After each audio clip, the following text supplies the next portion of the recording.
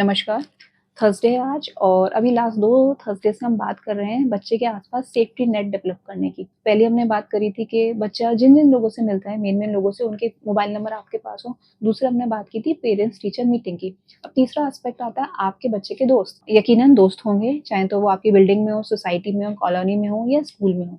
Specially school वाले दोस्त, आप उन बच्चों के पेरेंट्स के टच में रहिए। कोई बच्चा का व्यवहार कैसा है, वो कैसा बनेगा, बहुत कुछ माँ-बाप को देख के आपको समझ में आ जाएगा। कई बारी ऐसा होगा कि बच्चा आप अपने फ्रेंड के घर जा रहा है, बर्थडे पार्टी में जा रहा है या किसी इवेंट पे जा रहा है या वो साथ में रह रहे हैं, उस बच्चे के घर का माहौल कहीं न कहीं आपके बच्चे पे भी इफ़ेक्ट डालेगा।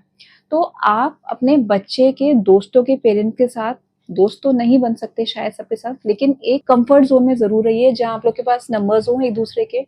साथ ही आप ये भी टच में रहें कि बच्चा उनके घर जाता है तो क्या होता है, किससे मिलता है, बेसिक मोटी-मोटी चीज़ों का आइडिया रखिए।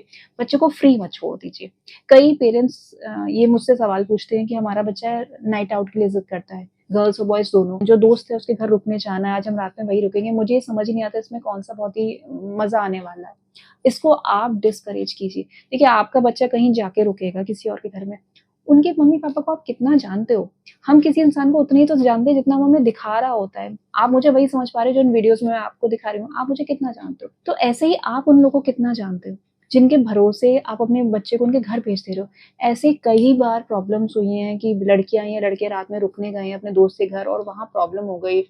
उस बच्चे के पेरेंट्स या उस बच्चे के जो हेल्प थे घर में उनके या कोई रिलेटिव आ गया या बच्चों ने आपस में कुछ गलत हरकत कर दी।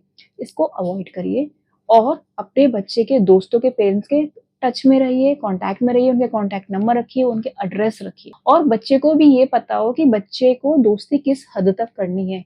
ये ना हो रहा है कि मिलके घूमने चले गए। कई बार ऐसा सुनने में आता है कि माँ-बाप से पूछा हम घूमने जाएँ, माँ-बाप ने मना कर दिया तो बच्चे बिना बताए छुट्टियों पे चले गए, वेकेशन में चले गए, सब ढूँढ रहे हैं, पुलिस में कंप्लेंट हो गई, पता चला बच्चे मर्ज़ी से गए। तो इस पे रोक लगाने का तरीका ये है कि विजिलेंट रहिए। आप विजिलेंट होते हैं, बच्चे हिम्मत नहीं कर पाते। जैसे जो अब्यूज़र से हिम्मत नहीं कर पाते, बच्चा भी गलत स्टेप लेने से पहले हिम्मत करेगा। सेफ्टी नेट डेवलप करते रहिए अपने बच्चे का, वही एक तरीका है प्रॉब्लम से बचाने का। Thank you.